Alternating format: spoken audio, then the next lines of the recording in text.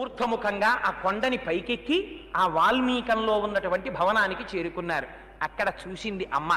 ఏమయ్యా స్వామి, ఇలా పడుకున్నావేమిలాగా అని అడిగింది. ఆ రోజునట ఎంత విచారమైన ముఖంతో పడుకున్నట్ట శ్రీనివాసుడు పుట్టలోకి వెళ్ళి. ఎలా పడుకున్నాడంటే అంటారు, యథాయుగాంతే వటపత్రశాయి, వటపత్రశాయి అయి లోకములన్నీ లయమైపోయినప్పుడు బొటనవేలు నోట్లో పెట్టుకుని ఎలా పడుకుంటాడో అలా పడుకున్నట్ట. విడంబయం లౌకికమాపశయ్యాం, లోపలికెళ్ళి ఆ పుట్టలో పడుకుంటే అమ్మ చూసిందిట. అయ్యో నాయనా, ఏమిట్రా ఇలా పడుకున్నావు, నీకేం కష్టం వచ్చిందని అడిగింది. అడిగితే అప్పుడు అవతారమునకు సంబంధించినటువంటి రహస్యాన్ని తల్లికి చెప్పారు.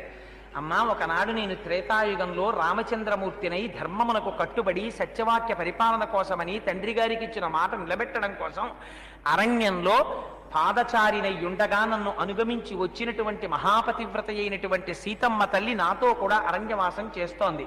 అదే సమయంలో కుశధ్వజుడనేటటువంటి ఒక మహర్షి యజ్ఞవేదికలో ఉండేటటువంటి అగ్నిహోత్రం ఎలా ఉంటుందో అంత శుచి అయి మహానుభావుడు పరాత్పరుణ్ణి ఆరాధన చేస్తూ నిరంతరం వేదంలో ఉండేటటువంటి పన్నములను చెబుతూ భగవంతుణ్ణి ఆరాధన చేస్తున్నాడు. ఆయన యొక్క అర్చనకి ప్రీతి చెందిన పరమాత్మ ఆయనకి ఒక కుమార్తెనిచ్చారు. ఆ కుమార్తె దర్భల మీదకొచ్చి ఆ దర్భాసనం మీద పడుకుని నవ్వుతూ కనపడింది. ఆ పిల్లని వేదవతి అని పిలిచారు. ఆ పిల్ల యుక్త వయస్సు వచ్చిన తరువాత నేను శ్రీమన్నారాయణుణ్ణి మాత్రమే వివాహం చేసుకుంటానని బయలుదేరి తపస్సు చేస్తోంది. రావణాసురుడు వచ్చాడు, ఆ పిల్లని చూశాడు, పుష్పక విమానం దిగాడు. దిగి నిన్ను నేను వివాహం చేసుకుంటానన్నాడు. నేను శ్రీమన్నారాయణుణ్ణి మాత్రమే వివాహం చేసుకుంటాను, తపోదీక్షలో ఉంటానంది తల్లి. ఆ తపోదీక్షలో ఉన్నటువంటి వేదవితి యొక్క శీలమును అపహరించడం కోసమని మీదకొచ్చాడు రావణుడు. ఆమె యొక్క జుత్తు పట్టుకునే ప్రయత్నం చేస్తే ఆనాడు యోగాగ్నిలో ప్రవేశించి శరీరాన్ని విడిచిపెట్టబోయింది. విడిచిపెట్టపోతే అగ్నిలో దూకిందని రావణాసురుడు తిరిగి వెళ్ళబోతున్నాడు. ఏ స్త్రీ పట్ల నువ్వు అనుచితంగా ప్రవర్తించావో ఆ స్త్రీ వల్లే నీ ప్రాణములు పోతాయని శపించింది అమ్మవారు. శపించి వేదవతి ఒకరు, సీతమ్మ ఒకరా, లక్ష్మీదేవి ఒకరా? ఒక అమ్మే లోకరక్షణార్థం ఇన్ని రూపాలు మారుస్తుంది. మార్చింది. అగ్నిహోత్రం దగ్గరికి వెళ్ళిపోతే అగ్నిహోత్రుడు ఆ వేదవతిని కాపాడాడు. తన భార్య స్వాహాదేవికి ఇచ్చి కాపాడమన్నాడు. కొంతకాలం అయింది. రామచంద్రమూర్తి లేని సమయం చూసి మారీచుణ్ణి అడ్డుపెట్టి హా లక్ష్మణ, హా సీత అని మారీచుడు అరుస్తుంటే రామచంద్రమూర్తి వెళ్ళినప్పుడు, లక్ష్మణుడు బయటికి వెళ్ళినప్పుడు రావణుడు వచ్చి సీతమ్మను అపహరించాడు. అపహరించి తీసుకుపోతుంటే అగ్నిహోత్రుడు ఎదురొచ్చాడు. ఓరి అవివేకి, నీవు తీసుకెడుతున్నటువంటి కాంత సీతమ్మ అనుకున్నావు. అసలు రహస్యం ఏమిటో తెలుసా? రామచంద్రమూర్తికి శబ్దవేది విద్యొచ్చు. నువ్వు మారీచుడికి సీతాపహరణం చేస్తానని చెప్తున్న విషయాన్ని రామచంద్రమూర్తి వినేశారు. వినేసి మాయా సీతని తీసుకొచ్చి పర్ణశాలలో కూర్చోబెట్టి అసలు సీతని నా దగ్గర పెట్టారన్నాడు. ఎంత ఉపకారం చేశావయ్యా అగ్నిహోత్ర, ఇన్నాళ్ళకి పట్టుకురా అసలు సీతనన్నారు. అసలు సీతని రథం నుంచి దింపేసి తను తీసుకెళ్లిపోయారు. వేదవతిని సీతగా నటించమని తీసుకొచ్చి రథం మీద కూర్చోబెట్టారు. సీతమ్మ స్థానంలో సీతమ్మ పడవలసిన కష్టాలన్నీ వేదవతి పడింది. అందుకని చిట్ట చివర మళ్ళీ సీతమ్మ అగ్ని ప్రవేశం చేసినప్పుడు అగ్నిహోత్రుడు ఇద్దరినీ తీసుకొచ్చాడు. తీసుకొస్తే నా కోసమని ఇంత కష్టపడింది కనుక ఈ వేదవతిని వివాహం చేసుకోమని సీతమ్మ తల్లి అడిగింది. కానీ నేను ఇప్పుడు ఏకపత్ని వ్రతుణ్ణి కాబట్టి 28వ కలియుగం వచ్చినప్పుడు ఆ యుగంలో వెంకటాచలపతినై లోకోద్ధరణ కోసమని అవతారాన్ని స్వీకరిస్తాను. అప్పుడు నేను పరిణయం చేసుకుంటాను. అప్పటి వరకు ఈ వేదవతి చతుర్ముఖ బ్రహ్మ వద్ద సత్యలోకంలో ఉంటుంది. ఆవిడ ఆ రోజున పద్మావతిగా ఆవిర్భవిస్తుంది. ఆ పద్మావతిని పరిణయం చేసుకుంటానని మాట ఇచ్చారు. అందుకని తల్లి పద్మావతిగా వచ్చి ఆకాశరాజతనయగా పెరుగుతోంది. అమ్మా, నువ్వు వెళ్ళి ఆకాశరాజుని ఒప్పించి పద్మావతి శ్రీనివాసుల పరిణయానికి ఏర్పాటు చేయవలసింది అన్నారు. అంటే అమ్మ బయలుదేరింది. ఎలా వెళ్ళమంటావని అడిగింది. అడిగితే అమ్మ, ఇదిగో ఇక్కడి నుంచి ఒక సొరంగ మార్గం ఉంది, ఇప్పటికీ ఉంది ఆ సొరంగం. అది కపిల తీర్థానికి ఎదురుగుండా వస్తుంది. మీరు కావాలంటే చూడొచ్చు. అక్కడ నరసింహస్వామి వారి దేవాలయం ఉంది. ఇప్పుడు ఆ సొరంగాన్ని మూత వేసేసి నృసింహస్వామి గుడి తలుపులు కూడా వేసేశారు. కానీ మీరు ఆ సొరంగ మార్గం ఎదురుగుండా వరకు వెళ్ళొచ్చు. అది వెంకటేశ్వర స్వామి వారు తింతిణీ వృక్షం కింద ఉన్న పుట్ట దగ్గర నుంచి తిన్నగా ఇక్కడి వరకు వచ్చేసేది ఆ మార్గం. అందులో వచ్చి ఆ కింద కపిలేశ్వరుడు ఉన్నాడు. కపిలేశ్వరుణ్ణి ఆరాధన చేసి ఆకాశరాజు దగ్గరికి వెళ్ళమన్నారు. ఇప్పటికీ అదే మాట ప్రమాణం. పెళ్లి కాని ఆడపిల్లలుంటే పెళ్లి సంబంధాలు చూడడం మొదలు పెట్టినప్పుడు తల్లిదండ్రులు ఒకసారి ఆడపిల్లల్ని తీసుకుని వెళ్ళి కపిలేశ్వరుణ్ణి ముందు దర్శనం చేసుకుని వస్తారు, యోగ్యుడైన వరుడు దొరుకుతాడని. సరే, బకుళమాత బయలుదేరి ఆ గుహలోంచి సొరంగ మార్గంలోంచి వచ్చి కపిలేశ్వరుణ్ణి పూజించి అక్కడి నుంచి బయలుదేరి ఆకాశరాజు గారి మందిరానికి వెడుతోంది. ఈలోగా అక్కడ పాపం పద్మావతీదేవి అపారమైనటువంటి పరివేదన చెందింది. ఆ వెంకటేశ్వర స్వామి వారిని శ్రీనివాసుని భర్తగా చేసుకోవాలని ఆ తల్లి పొందేటటువంటి ఆరాటాన్ని చూసి అమ్మ ఆశ్చర్యపోయింది. ఏమి పిల్ల ఇలా అయిపోయింది, జ్వరపీడితురాలైపోయినట్టు అయిపోయింది, అన్నం తింటలేదు, నీళ్లు తాగొట్లేదు, ఆఖరికి ఒంటి మీద గంధం రాసినా కూడా తట్టుకోలేనటువంటి స్థితిని పొందింది. ఏం అమ్మింత బాధపడుతోందని ఆలోచిస్తున్నారు.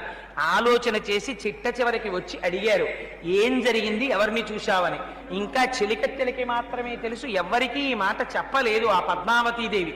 అదిగో అటువంటి సమయంలో ఒక చిత్రమైనటువంటి విషయం జరిగింది.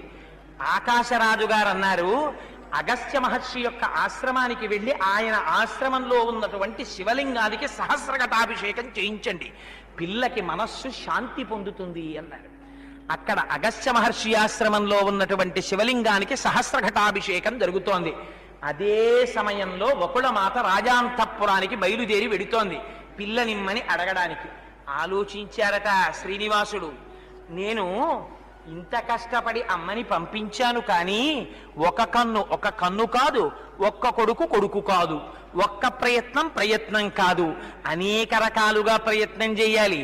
అమ్మని పంపిస్తే సరిపోతుందా, నేను ఒక ప్రయత్నం చేస్తాననుకున్నారు. అనుకుని ఎరుకల సానిగా మారిపోయారు. సోది చెప్పేటటువంటి స్త్రీగా వేషాన్ని మార్చుకుని బ్రహ్మగారిని ఒక చంటి పిల్లాన్ని చేసుకుని ఆ ఒడిలో ఒక పెద్ద గుడ్డకి ఆ పిల్లాన్ని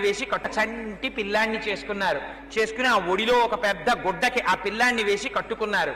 పరమశివుణ్ణి రుద్రుణ్ణి చేతికర్రగా చేసుకున్నారు. ఈ బ్రహ్మాండములన్నింటినీ సృష్టించడానికి కావలసినటువంటి సత్వరజస్తమో కూడా భూయిష్టమైనటువంటి బ్రహ్మాండములను విదురు బుట్టగా మార్చుకున్నారు.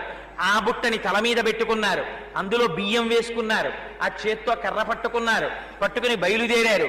తెలుపు నలుపగు వెంట్రుకల్ తెలుపు తలపైని అలరారు తాటాకు బుట్ట, ప్రాయమ్ము సడలిన పచ్చ చెక్కిళ్లపై సొంపు నింపెడి సోయగంపు సొట్ట, తమ్మి మొగ్గల నెల్ల దాచెడి చక్కటి పైట చక్కగా నింపు పూసల సరుల గుట్ట, గజకుంభముల మించు నిజబుర సొర్రపై పలికెడితే నియపాట పుట్ట, పెదవి దిగజారు ఇత్తడి పొడల సుట్ట, బ్రహ్మవడిలోన బాలుడై రవము పెట్ట, మంచి ఎరుకత వచ్చేసి రిమించున్నట్లు. ఆఖరికి ఎరుకల సాని వేషం వేశారు. ముక్కుకు ఒక పెద్ద పుడక, ఆ పుడక జారి పెదవుల మీదకి వస్తోంది. నెత్తి మీద బుట్ట, బాగా నిరిసిపోయినటువంటి జుత్తు, ఓ వృద్ధప్రాయంలో ఉన్నటువంటి స్త్రీలా ఉన్నారు. పెద్ద బొట్టోటి పెట్టుకున్నారు. బ్రహ్మగారిని ఓ కండువాకేసి కట్టుకున్నారు. ఆ పిల్లవాడిని తీసుకుని లోపలికి వెళ్ళారు. సోది చెప్తానమ్మ సోది అని ప్రకటించారు. ఆ నారాయణపురంలో ఉన్న వాళ్ళందరూ చూశారు. అబ్బో, ఎరుకల సాని చూస్తేనే అంత అందంగా ఉంది, బాగా చెప్తుంది సోది, చెప్పగలిగిన జరగబోయేటటువంటి నిజాన్ని ఆవిష్కరిస్తుంది అని పరుగున వెళ్ళి ధరణీదేవికి చెప్పారు. అమ్మా, పద్మావతీదేవి ఏమిటో అస్వస్థతతో కూడినటువంటి చిత్తురాలయ్యింది కదా, అందుకని ఒక్కసారి ఆ ఎరుకల సానిని పిలిపిద్దామమ్మా అన్నారు. ఆవిడ్ని లోపలికి తీసుకొచ్చి కూర్చోపెట్టిన తర్వాత ఈ ఒళ్ళో ఉన్న పిల్లవాడు ఓహో గుక్క పట్టి ఏడుస్తున్నాడు.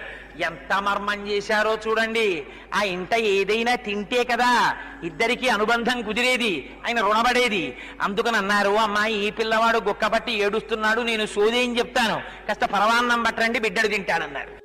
అంటే పాపం ధరణీదేవి బంగారు పాత్రలో పరవాన్నం తెచ్చింది. తీసుకొస్తే ఆ పరవాన్నాన్ని బ్రహ్మగారి నోట్లో పెడితే ఆ పిల్లవాడు ఆ పరమాన్నం తినకుండా ఏడుస్తున్నాడు.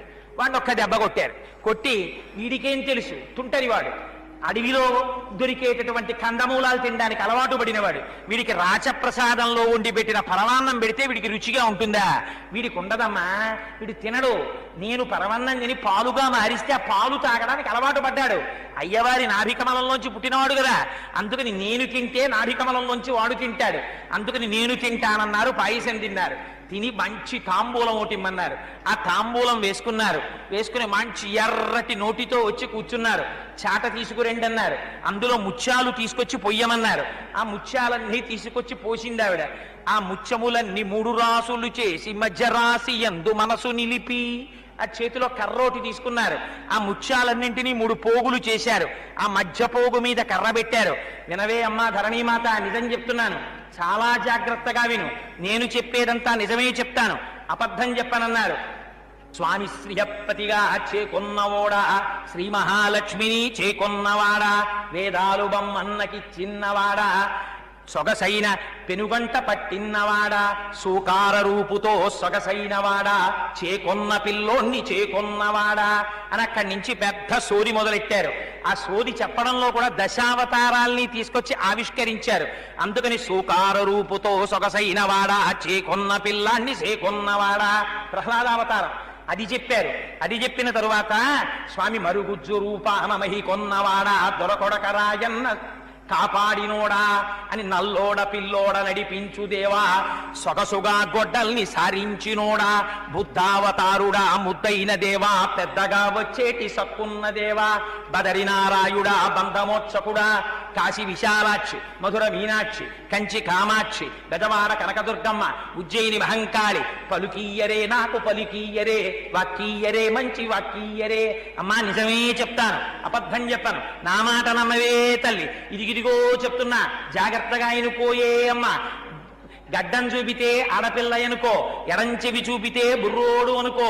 అమ్మా నీ ఇంట్లో ఉన్న ఆడపిల్ల మనసు పిల్లాడి మీద పారేసుకుందే తల్లి. ఆ పిల్లాడెవరనుకుంటున్నావా అమ్మ? ఆ పైన ఉండేటటువంటి కొండల్లో తిరిగేటటువంటి వాడే అమ్మ. వాడు 3 లోకాల్ని కాపాడేటటువంటి వాడే తల్లి. వాడు బొల్లిగద్దనికి 3 లోకాల్ని తిరుగుతూ అందరినీ కాపాడే నలనయ్యే అమ్మ. వాడు ఆ కంచి క్షేత్రంలో ఉన్న వరదరాజే అమ్మ.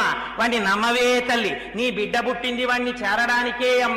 నేను చెప్పిన మాట అబద్ధం అనుకుని ఈ పిల్లని తీసుకెళ్లి పిల్లవాడికి ఇవ్వకపోయావా, ఉపద్రవం వస్తుంది అమ్మ, నన్ను నమ్మవే తల్లి, నా మాట అబద్ధం కాదే అమ్మా అంది. అనేసరికి ఆ ఒకళ్ళ మాట తెల్లబోయింది.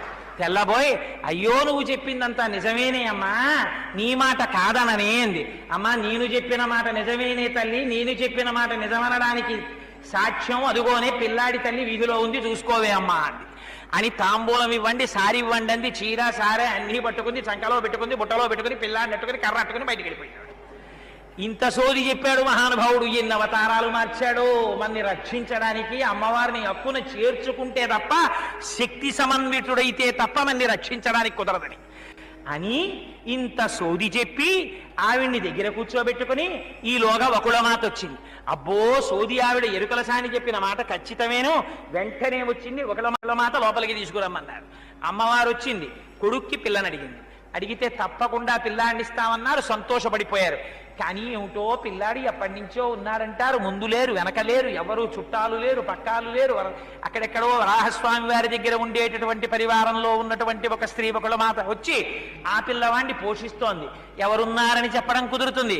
అందుకని ఏవమ్మా పిల్లాడి వయస్సు ఎంత, ముందు వెనక ఎవరూ లేరా, మరి పిల్లనిచ్చే ముందు అడగద్దా అన్నారు. మరి ఏం చెప్పమంటావమ్మా, ఆయన సాక్షాత్తు శ్రీకృష్ణ పరమాత్మ, నిరతిశయ ఆనంద స్వరూపుడు, ఈ లోకమునంతటికీ వెలుతిరివ్వగలిగిన వాడు, జగదాచార్యుడు, నీ బిడ్డ కోసం వచ్చినవాడు, అవతార ప్రయోజనంలో అదొకటమ్మా అన్నారు. అనేసరికి ఆవిడ్ని వెళ్ళి అడిగారు పద్మావతీదేవిని, ఏమమ్మా చేసుకుంటావా అన్నారు. అంటే ఆ తల్లంది, విరికై తుమ్మిదలీల నా హృదయము విళ్ళూరు నెల్లప్పుడున్, హరికై కరుణాసుధాల కరికై ఆనందమందాకినీ ఝరికై నిత్య నివాస శేష గిరికై సంతృప్త దైత్యేవ కేసరికై నిర్మల మందహాస సుషమా సౌభాగ్య సంచారికై. నా మనస్సు ఎప్పుడూ ఆ హరియందే ఉన్నది. నేను ఎప్పుడెప్పుడు వచ్చినా నిత్యానపాయనని, ఆయన కోసమే పుట్టానమ్మా, నాకు ఆయన్ని వివాహం చేసుకోవాలని కోరిక. ఆనాడు నేను ఉద్యానవనంలో ఆయన్ని చూసినప్పటి నుంచి మనసు పడేసుకొని వివాహం చేసుకోవాలని కాచుకున్నానే అమ్మా అని చెప్పేటప్పటికి సరే వివాహం సిద్ధం చేస్తామన్నారు. సుఖమహర్షిని పిలిపించి ఆయన్ని శుభలేఖ రాయమన్నారు. రాయమంటే సుఖమహర్షి పొంగిపోయారు, నా అదృష్టం శుభలేఖ రాస్తున్నాను అనుకున్నారు. అని శుభలేఖ రాసి శ్రీనివాసుడి దగ్గరికి పట్టుకెళ్లారు. బృహస్పతి గారిని శుకుణ్ణి ఇద్దరిని పిలిపించారు. ఇద్దరూ వచ్చారు. వెంకటాచలంలో ఉన్న వకుళమాత దగ్గరికి పట్టుకెళ్లి శుభలేఖనిచ్చారు. శ్రీనివాసుడు శుభలేఖ చదువుకున్నారు. చదువుకుని పరవశించిపోయి అయా పద్మావతి శ్రీనివాసుల పరిణయ శుభలేఖని చదివారు. చదివి పొంగిపోయి తప్పకుండా వివాహం చేసుకుంటానని మాట ఇచ్చారు. శుకబ్రహ్మ మళ్ళీ వచ్చారు. ఆ మాట ఆకాశరాజు గారికి చెప్పారు. అందరూ చాలా సంతోషించారు. వివాహానికి ఏర్పాట్లు జరిగాయి. కానీ చిత్రం ఏమిటో తెలుసా అండి? వివాహం చెయ్యవలసి వచ్చింది శ్రీనివాసుడు ముందు గరుత్మంతుణ్ణి పిలిచారు. పిలిచి, గరుత్మంతుడా, నువ్వు తిన్నగా సత్యలోకానికి వెళ్ళి బ్రహ్మగారి పరివారాన్నంతటినీ తీసుకురా. ఆదిశేషుడా, నువ్వు బయలుదేరి కైలాసానికి వెళ్ళు. పరమశివుడి పరివారాన్నంతటినీ తీసుకురా అన్నారు. ఇద్దరూ బయలుదేరారు. తపోలోకానికి వెళ్ళారు, సత్యలోకానికి వెళ్ళారు, కైలాసానికి వెళ్ళారు. ఉన్నటువంటి దేవతలు, పరమశివుడు, బ్రహ్మగారు, మహర్షులు, సమస్త పరివారము, నంది, భృంగి, చెండి, ప్రమథగణాలు అందరూ బయలుదేరి వచ్చేశారు. ఇంతమంది వచ్చేస్తే వెంకటాచలంలో విడిదెక్కడుంది? ఈయన ఉన్నదే పుట్టలో ఉన్నారు. వెంటనే విశ్వకర్మని పిలిచారు. వీళ్ళందరికీ మందిరాలు కట్టేయమన్నారు. ఒక్కసారి ఎవరా విశ్వకర్మ మనుస్పష్టాస్తవిష్టస్తవిరోద్రుమ, ఆయన పరమాత్మే. సంకల్ప మాత్రం చేత బ్రహ్మాండమైన మందిరాల్ని, ఆవాసాల్ని నిర్మించారు. నిర్మించిన తర్వాత ఇంకా పెళ్లికి బయలుదేరదామా అన్నారు శ్రీనివాసుడు. చతుర్ముఖ బ్రహ్మగారు వచ్చి, నాన్నగారు మీ పెళ్లికి వచ్చిన కొడుకుని, ఇది పురాణంలో ఉన్న విచిత్రం, నాన్నగారి పెళ్లికి కొడుకు వచ్చాడు కోడలతో కలిసి. అంటే నిజంగా అవి పెళ్లిళ్ళనే కాదు, అంతరార్థం, మన రక్షణ హేతువులంతే.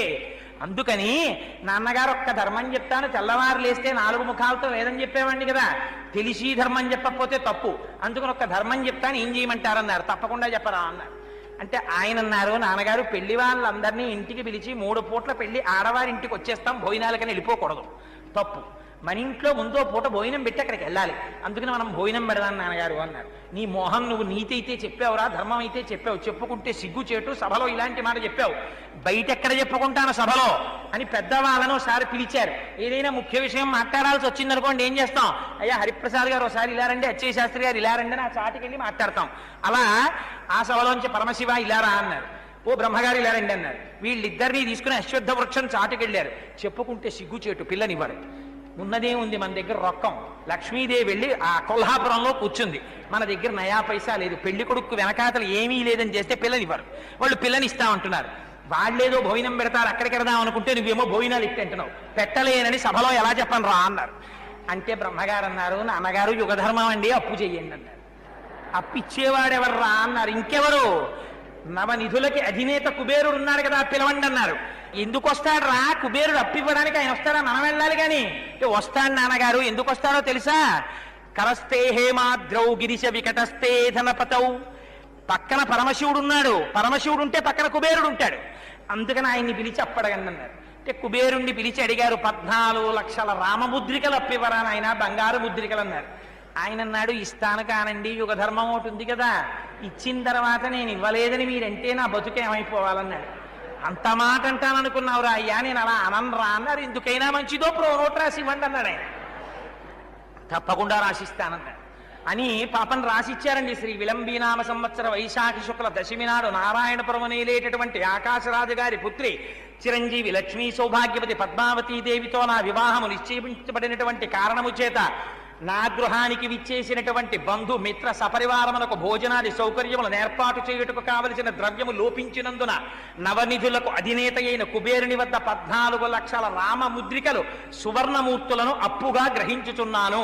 దీనికి చక్రవడ్డీగా ప్రతి 100 ముద్రికలు 1 ముద్రిక చొప్పున వడ్డీగా చెల్లించగలవాడను.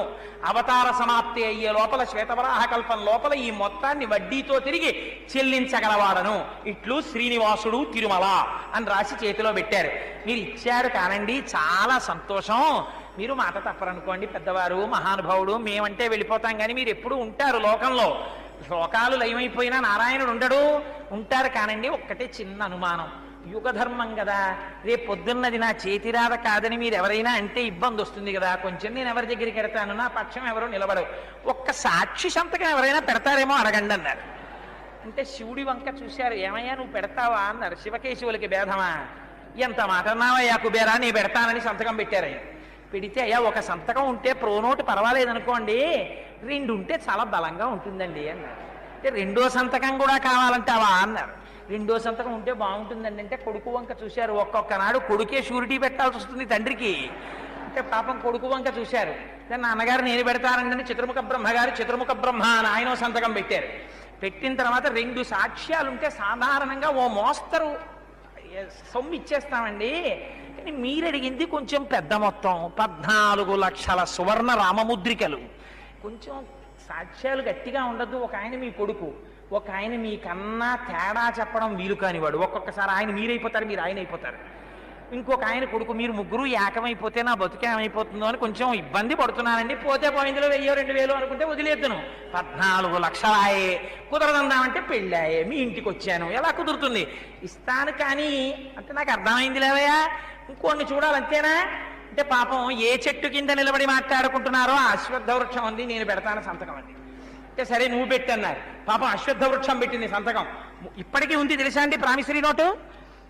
నేను వెంకటాచలం వెళ్ళినప్పుడు దాని గురించి అడిగితే చూపిస్తారో చూపించరో అనుకుంటూ పాపం నాతో ఒకసారి 50-60 మంది వచ్చారు.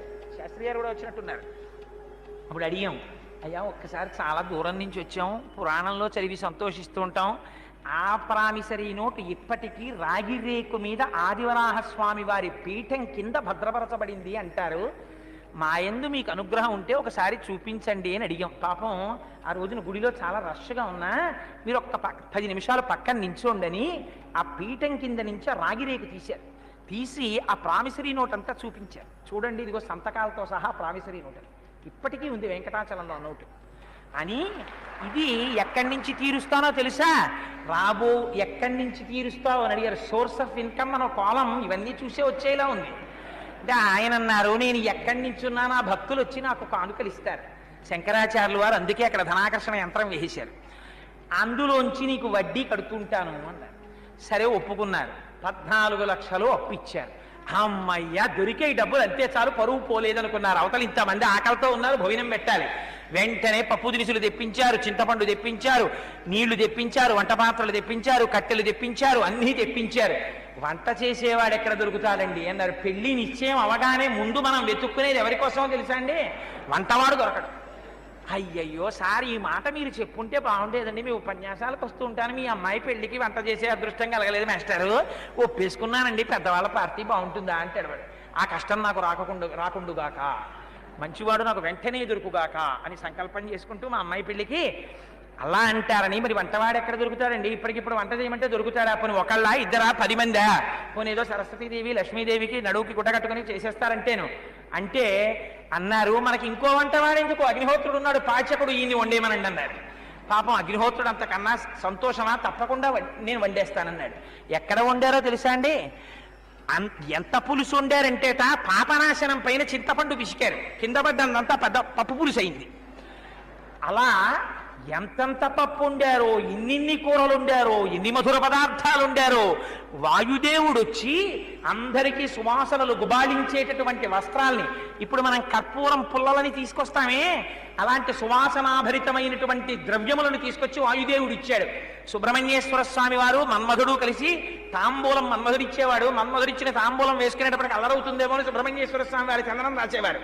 బ్రహ్మజ్ఞానం వచ్చి వీళ్ళు కుదురుగా ఉంటారని అందులో సుబ్రహ్మణ్యేశ్వర స్వామి వారి చందనం రాస్తుండేవారు. ఈ వచ్చిన వాళ్ళందరికీ విస్తళ్ళు వేయమన్నారు. ఎంతమందికి విస్తళ్ళు? ఇప్పట్లా దిక్కుమాల బఫే పెట్టడం అప్పుడు అలవాటు లేదు గనక చెప్పులు వేసుకుని అడుక్కు తిన్న వాళ్ళ వివాహానికి వెళ్ళిన వాడు ఎడంచేత్తో విస్తరట్టుకుని చెప్పులు వేసుకుని అన్నమో రామచంద్ర అని అక్కడికి వెళితే వాడు ఇంత గడితో తీసి అందులో బారేస్తాడు. బారేస్తే పప్పు కావాలంటే పప్పు వాడి దగ్గరికి, పులుసు కావాలంటే పులుసు వాడి దగ్గరికి పరిగెత్తాడు.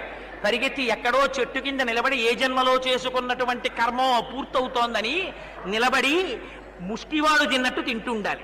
అది అప్పుడప్పుడు జారిపోతుంది. మంచినీళ్లు తీసుకుందామంటే పుట్టుక్కని ముడుచుకుపోయే ప్లాస్టిక్ గ్లాసు అది తీసి నోటి దగ్గర పెట్టుకునేటప్పటికి అది జారి చొక్కా మీద పడిపోతుంది.